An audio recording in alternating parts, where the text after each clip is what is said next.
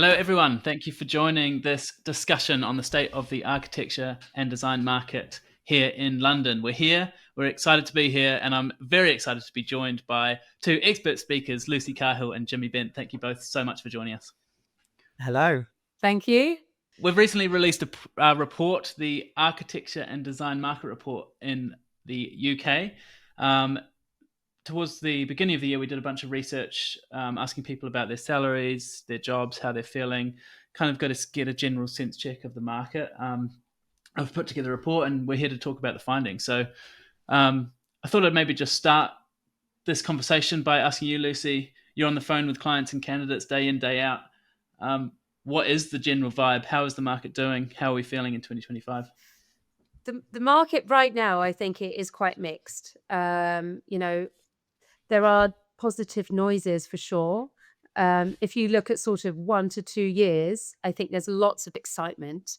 But right now, I think generally the consensus that London isn't where it's at yet. But there is definitely, shoots of promise from clients, from people moving here, from the resi and commercial industry that would say that, 6 to 18 months you'll see an increase in what's being built. Does that sound like what you're seeing as well, Jimmy? Yeah, I think there's been quite a lot of economic issues that we've had, and the biggest one that we're coming up against is the new financial year. So on the back of the budget, there's going to be increased costs for employers, and although for quite a few small to medium firms, it's not going to be a huge increase for them. I think that everybody is kind of feeling like, let's wait until this passes to make decisions about our future hiring, what we're going to do. The news is kind of up and down. One day the economy is growing, the next quarter it's shrinking. So I think we've had a really tumultuous time, and we're just trying to kind of wait for it to settle. So like Lucy said, I think we're going in the right direction, and we're hoping, the optimism of summer will bring a bit more activity. And we've definitely seen an uptake since probably week 3 of like February, of vacancies improving and applications going up, interviews happening, placements happening. Yeah. So yeah, it's a good time, but I kind of think we are feeling optimistic. Me too. Are there any sectors in particular that are seeing that uptick, or is it kind of across the board? I'd say the companies that are doing consistently well is anyone with international work, especially Middle East. I think hospitality is doing quite well. Workplace is consistently strong, retrofit. But in other sectors, it's very hit or miss, commercial and resi, which is your sort of bread and butter London developers. Some clients are doing really well and others aren't. And there's no rhyme or reason, really. So in this report we're about to take a look at, we look at sort of how people are feeling in the UK, and we compare that up against Australia and the US, which is where Bespoke Careers have offices. So it's a really good chance to get a picture of where things are globally. I do want to preface it by saying some of the data, it looks like the UK is trailing behind. But actually what we'll see when we unpack it is that there is a general positive sentiment everywhere. So whether the UK is trailing behind doesn't always mean that things are dire here. So I'll start by saying that, and let's get into the report and we can discuss some of the findings in more detail. So we start by looking at job satisfaction. So we asked the respondents to rank how they're feeling about their jobs from a scale of very satisfied to dissatisfied. As you can see, like I alluded to, UK is trailing behind, but there's a positive sentiment here in the UK, the US, and Australia. Jimmy, why do you think it is that the UK is just a couple of steps behind the US and Oz? To be honest, I definitely think it's probably to do with salaries. I mean, we're having conversations every single day, especially from people coming from Australia or America, and they're surprised at how low the salaries are in the UK. And it's something that our industry really need to work on, but it's definitely going to be one of your major factors for job satisfaction, I reckon. So I think that could be the reason. Also, I think that we've had a tough time in the UK, and everybody's probably having to work harder for less. So I think that there's probably a little bit of burnout. I know that we've been feeling it's been a long slog since post-COVID. So Yeah. like we said earlier, hopefully this we are optimistic and things will change. But I do definitely think that money's got to have something really seriously to do with it. I think Jimmy's right in terms of location. I think London's had it a bit hard over the last few years. You could also argue that Londoners are a bit moodier and grumpier than our counterparts in Australia and America. That's a good point. They just need more to be satisfied. Yeah, just a quick word on how this, what this scoring system means. So 0 would indicate a completely neutral sentiment. Anything below 0 would be a negative sentiment. So seeing the UK, US, and Oz all above 0 there is an encouraging sign that people are feeling good about their jobs. I think people have done a lot of work in seeing what else they can offer, because obviously they don't have a lot of money to spend on wage increases. So they've done a lot of work into making places nice places to work and offering kind of clever benefits, looking at kind of working hours, flexibility. So I definitely think that people have done a fair bit of work on and making kind of coming to work better. Jimmy, you spoke about salaries. We can see again the UK is trailing, but it's pretty even in terms of the three regions we researched. Just below 5%, sitting at 4.66, the UK. Across the industries we researched, it was the business support roles that had the strongest salary growth. Jimmy, why do you think that might be? Again, kind of post-COVID, lots of firms maybe cut their support staff, thinking that would be an easy cost saving, but made a lot of people realize the value of them. And if you have a really great ops person or bids person, how much they can bring to your business. So I think that's definitely a fight for the great people out there, marketing, bids, that kind of candidate. So it is pushing salaries up, and I think people who are good know their worth, and they might have 2 or 3 offers. We've got people at the moment who are choosing between 3 offers, and there's a real shortage of particular people within business support. So I think the businesses realize how important it is to have good kind of support backbone to the practice. Yeah, let's have a look at salary satisfaction. So really encouraging bit of growth there since the pandemic. The last time we did a report of this kind of magnitude was back in 2021. And you can see back then salary sentiment was at minus 51 in the UK. And in the 4 years since, that's increased to minus 6. So a pretty massive bit of growth there. It's still sitting just below neutral. So we would like to see that climb a bit higher, but it's really encouraging to see that in the last 4 years, people are feeling better about their salaries. Lucy, does that kind of reflect what you've seen in terms of the conversations you've had with candidates in the last few years? Yeah, I mean, definitely since 2021, I think there was a bit of a boom in companies very aggressively hiring very last minute to fill the gaps that they had pre-COVID. And it shot the sort of salaries, especially from architect, senior architect, associate, those level salaries all went up massively. I think they plateau now, but there'll be people who've done very well out of that bit of boom time. Yeah.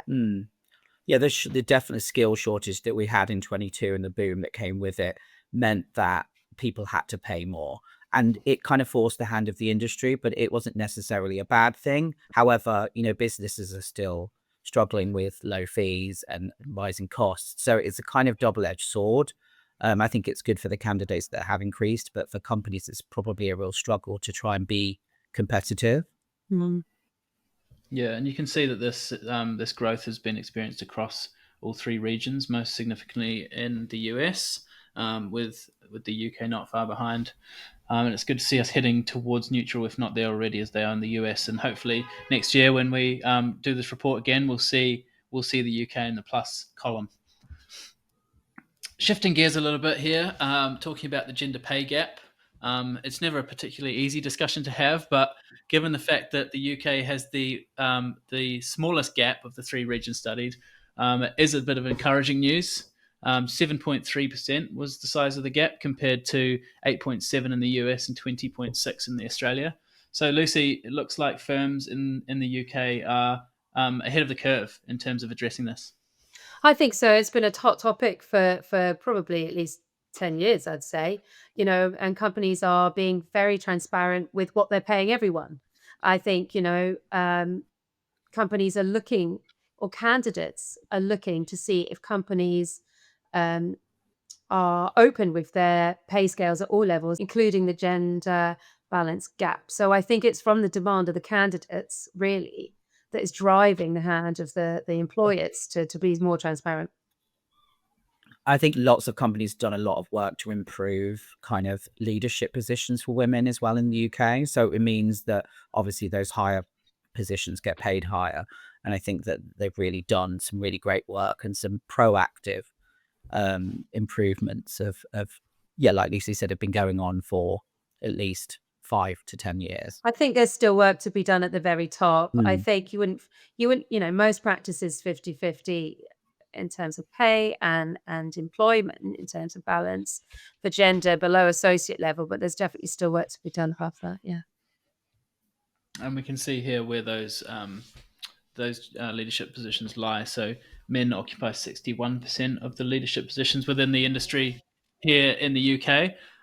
Again, not a great thing to see, but we are in the UK slightly above the curve, with the United States sitting with 67% men and 63% in Yeah. Australia. So it's telling a similar story. Some practices are looking to fast track women into senior positions, and they do that very openly with everyone on board, including all the men in the office, to know that in 10 years' time, it's all going to be 50-50. But you sort of need to start that work really from the bottom, and it takes a long time where you'll actually start to see it to balance out from the work that you do. I also think there's a big push in terms of flexibility, which affects the way in women can come back to work after having maternity. That is consistently being looked at. So Good that point. Yeah. so I think that that's going to kick in as well. In terms of flexible working hours, working from home, that always helps more senior women to come back into work. Yeah, and also as well, you want, if you're a kind of person starting their career, a woman starting their career, you want to be able to look up at the top and think that could be me. So to have more women on there is Yeah. there'll be the ripple effect of people Yeah. aspiring to do that and moving up the ladder. Interesting. Reasons for moving jobs. So yeah, we asked respondents to rank the top 3 reasons for moving jobs, and this is what came out. So work-life balance was clearly number 1. This was across regions, across demographics, across gender.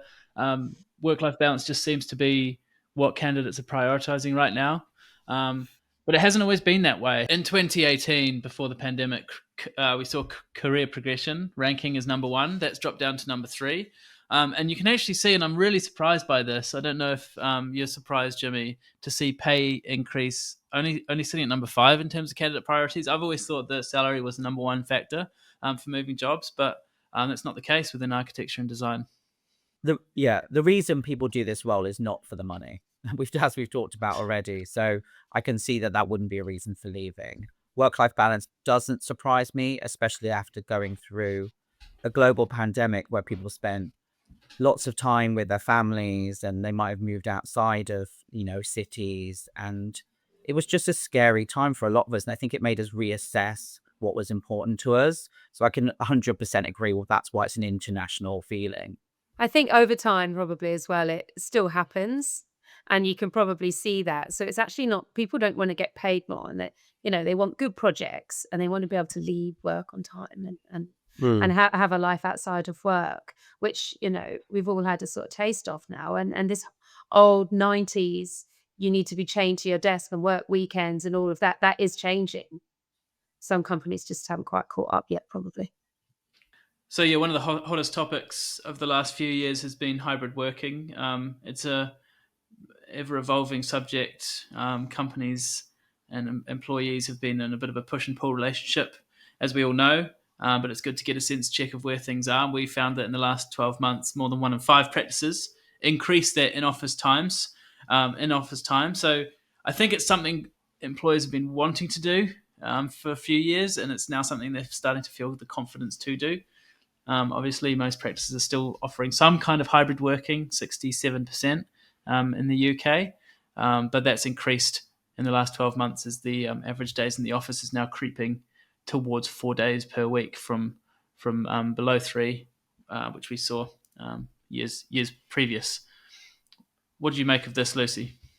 Yeah, I would totally agree, Micah. I think, if we're looking at 3.5 this year, then next year it's probably going to be 4.5. Definitely there's a push to have people back in the office. I think generally people want to invest in their offices as well. They've done all this work. They want people there, make the most of it. There's a general consensus that employees need to be there to learn and collaborate.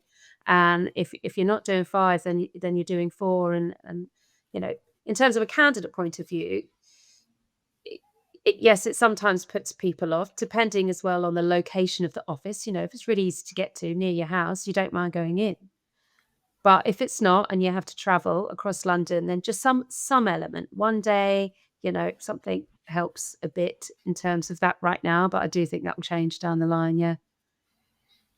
I mean, some firms are doing creative things like saying 6 days a month, so that's Yeah. not kind of a mandated day, which gives people the flexibility if they need to be at home for a reason. I think the whole kind of like forcing people back to the office, there's been so much press about it. I don't think that's the right move.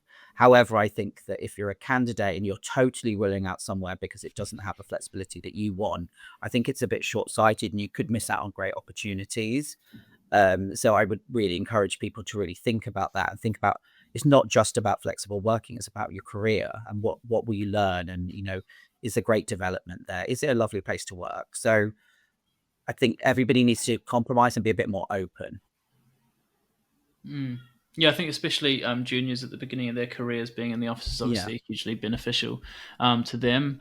As we'll see later on in the report, it's the juniors who are actually wanting to be at home more often, which is not a massive surprise. So I do think we need to see a little bit of this is going to sound like a bit of tough love or something, but rolling up the sleeves from the juniors and getting in there. And as Luke said in the Australian version of this that we did, a little bit of old school business ethics, where you need to get a few runs on the board and sort of prove your worth, and then you can start asking for that flexibility a few years into your career once you've really proven yourself. Moving on to generational workplace trends, this kind of flows nicely to what we're talking about. But if we start at the top, I mean, we've now got 4 generations in the workplace. Jimmy, I don't know if you can name them. Gen Z. What's the I bottom thought one you now? were going to ask him which one he's in. I wouldn't dare. I don't think you got these correct because I'm definitely in a different one that I thought I'd be in. But yeah, you've got 18 to 34 Gen Z, then we've got millennials, then we have Gen X, and then we have boomers. Boomers. Well done. Yeah. I'm not going to ask either of you which one you fit Which into. one are you? I'm clearly towards the left there, but I didn't need to tell our listeners that. I think Jimmy's nearing the right. No comment. But what we can see, no matter what age group you are, what generation you fall into, work-life balance is the top, as we spoke to before. Flexibility reigns supreme as well for those over 35. Career progression comes in at number 2 for the younger cohort there. No, I just going to say, I guess those are the guys that really have just started their employment and want to do well. Like, the older ones, I assume looking at that they found where they need to be right now. They're sort of happy. Yeah. I thought this was a really interesting metric to look at, and we haven't done this before. And we have an office where we have someone from every one of these generations, and how you deal with people on different generations and what their motivations are is really key to running a successful office. So I really like this slide. I think people can learn a lot from it. I spoke before about hybrid working, and you can see the younger generation are actually in the office the most, which I think is a good thing for the industry. They do have a preference to be to be at home, just ever so slightly. Well, it's about the same really as those aged 35 to 44. 2.67 is the amount of days they'd rather be in, and you can see that slightly increases in the older. I would. Yeah, if I was at the beginning of my career again, I would definitely not want to be at home. I've learned so much by sitting next to really talented, great people. I wouldn't want to be. I mean, that's just me though. I don't like being at home. I don't think the current Gen Z realise that yet. They haven't seen it happen yet, and they don't know it yet. They've grown up, haven't they? They were probably, maybe some people started their career and were at home for 6 months. Yeah. Well, they're used to working by themselves independently at home. in terms of a big structure where you have to fit into and have responsibility with other people hasn't quite kicked in yet. That's so true. Yeah, we're seeing a workforce emerging that's only ever experienced the kind of COVID remote working Mm. work style. And although that's definitely, obviously, as we know, changed things dramatically, possibly forever in terms of the way we work, I think, yeah, we're definitely seeing a return to pre-COVID pre-COVID ways. I was going to say I was at an REC conference last week, Recruitment Employment Confederation conference is our governing body, and they were talking about how some firms are training people how to make a phone call because there's a generation of people that just don't use the phone. They don't make phone calls, but for some, some jobs it's essential. So I think we have to be, we could scoff at that, but we have to be realistic that these people have grown up in a different environment and they've gone through a global pandemic, which turned the world upside down. So we just have to appreciate that not everybody's motivations are the same, and how you kind of manage somebody from a different generation will be different across all four of these. Yeah, as well, just a kind of word to the younger audience, if there's any of you listening, you can see here, and this is a conversation I've heard before, there's a lot of people who come out of school, out of university, and into their first jobs and feel a little bit disillusioned with architecture or interior design. In fact, it's not quite what they expected it to be, and you can see the job satisfaction for the younger group there is by far the lowest of all of the age groups. But you can also see how much better it gets the longer you spend in the industry. It can be really tricky when you're just kind of stuck doing area schedules or whatever it might be. But as time goes on, people sort of find their stride, and I think it's a career path that can really reward those who stick around. Yeah, I'm sure when I was 18 to 34, there was times in my life where, in my careers, where I wasn't satisfied. You were just doing the job to pay the bills. So yeah, you definitely kind of, like you said, find your place and then learn to appreciate it. And if you don't, then hopefully you choose a different path. Yeah, and I mean that obviously a degree in architecture can open up so many more avenues. So if you are feeling disillusioned, don't feel like you necessarily have to stick it out. But it's just nice to see come join us. Yeah, exactly. All right, I think we'll leave it there on generational workplace trends. There's so much to talk about. We could go on all day. Looking at contractors, we've seen this steadily creep up in the last few years. Employers seem to be turning to contractors to kind of fill those immediate hiring needs. Lucy, what is it about contractors that is such a appealing thing to employers? Oh, it's just great when, you're slightly short-staffed. You can see that your current employers are stretching themselves. You can't really commit to bringing a full-time person on, and it just plugs that gap. You might see a plug that's needed for a certain project or just in a gap in terms of skill sets or seniority, and it's a non-committal way to bring people on that can do the job, that saves you money down the long term. Yeah, obviously at Bespoke, we can support employers with their contracting needs. So can you tell us a little bit about how that works, Lucy? Yeah, definitely. I mean, we work very good last minute. For example, you could call us on a Friday and say, look, I really need someone to help on some packages on Monday. And you don't have to commit long term. You could just give us an idea of how long you need someone, and we pay their salaries. We do everything for you. All you need to do is sort of pay a weekly invoice for that person.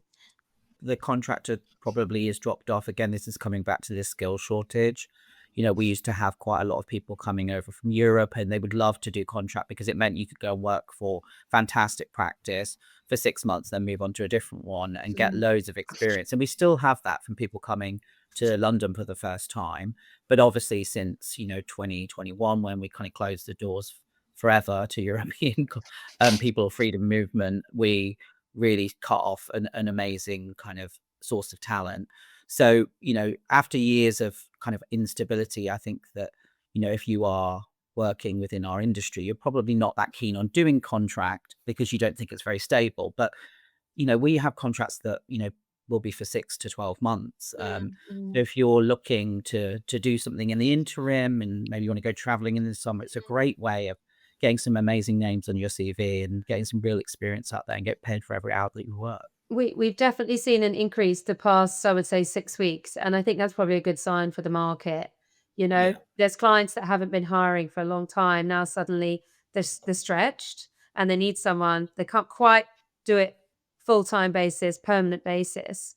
In the last recession, 2008, it's the first thing that increased on the bounce Yeah. back after. Those numbers went really high. Um, in terms of building the market back up, and hopefully we'll start to see that the first sort of quarter of this year. Yeah. Cool. And to end, we asked a lot of questions around obviously job satisfaction, salary satisfaction. We've talked about. We also asked respondents to say how satisfied are they with the career path. Do they feel valued at work? How manageable is the workload? And we kind of combined all those data points, put them on a weighted scale, and created this thing we're calling the wellbeing index, which signifies how people how their well-being is in relation to their work. So obviously the UK is trailing a little bit behind the US and Australia, but I was really happy to see all three regions sitting above zero here. A happy, healthy workforce in the architecture and design industry. What did you make of that, Jimmy?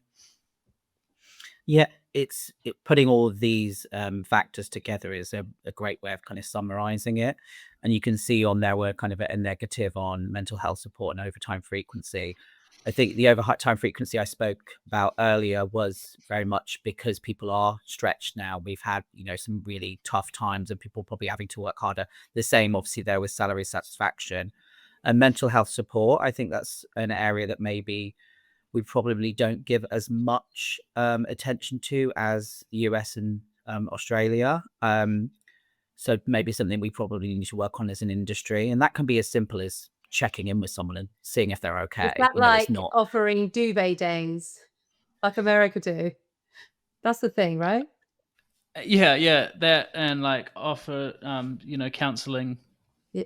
I think the UK is I pretty think as good at well, that. Yeah. just checking in as well with your employees and making sure that they're feeling all right. If they don't feel that way though, do they? On a -5, so they're not feeling like they're getting the support that they no, want. especially compared to the US and Australia, which is Yeah. on I that mean, one. I worked in the USA and I know that it was, there's a lot of kind of emphasis on it, and also well-being. When we talk to the Australian offices, there's a lot of kind of emphasis on it there. So I think that, again, like Lucy said at the beginning, we're very British about kind of mental health, maybe, and that could be what's holding us back. We don't the language we use, we don't talk about it like the other countries probably. Yeah. Mm. It's something that maybe we could look at as an industry and doing better, and it's good to see these metrics so we can try to improve. But feeling valued, being plus 36 is a great result. Yeah, and the annual leave usage, we've obviously got a culture of using all our leave. It's just ridiculously high compared to that in the US and Australia. Yeah, we did talk about this, didn't we, actually? Because Australia they keep their leave, so they don't have to use it up, so they can basically effectively bank it forever.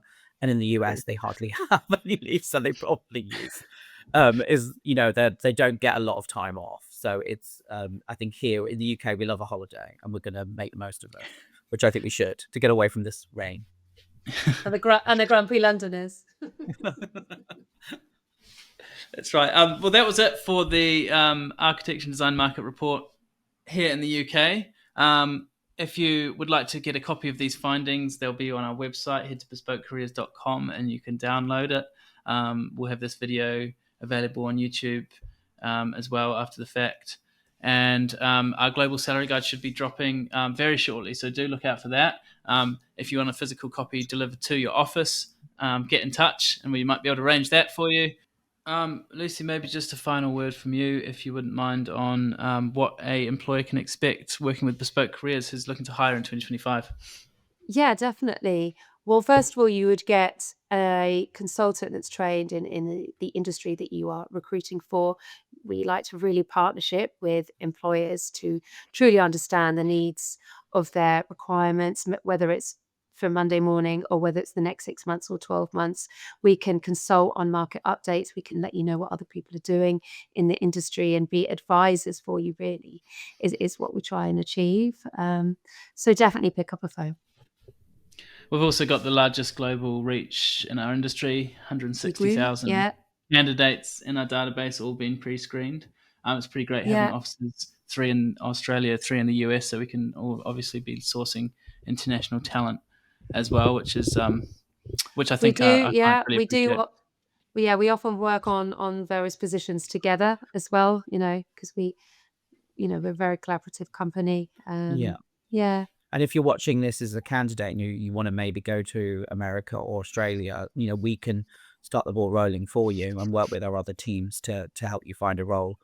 Obviously, visa dependent, but it's something we do a lot, is moving people around the world. Something unique that we can do at Bespoke.